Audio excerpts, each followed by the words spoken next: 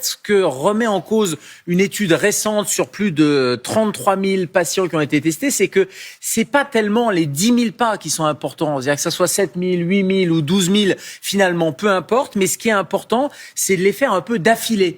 Plus de 33 000 personnes qui ont été suivies entre 40 et 79 ans et qui faisaient, moins de 10 000 pas, ils faisaient moins de 8 000 pas. Et ce qui a été intéressant, c'est de montrer justement ceux qui faisaient des petites sessions fractionnées avaient un moindre bénéfice que les gens qui faisaient 2 fois 15 minutes, par exemple, et qui étaient au même nombre de pas. Donc on voit bien que c'est pas tellement le problème quantitatif, mais c'est la manière dont on fait ces pas qui est importante. C'est l'endurance avec des vrais bénéfices. C'est-à-dire quand on regardait les problèmes cardiaques diminuaient, les problèmes d'hypertension diminuaient, les problèmes métaboliques, le cholestérol en particulier, la glycémie, tout ça diminuait avec ces marches.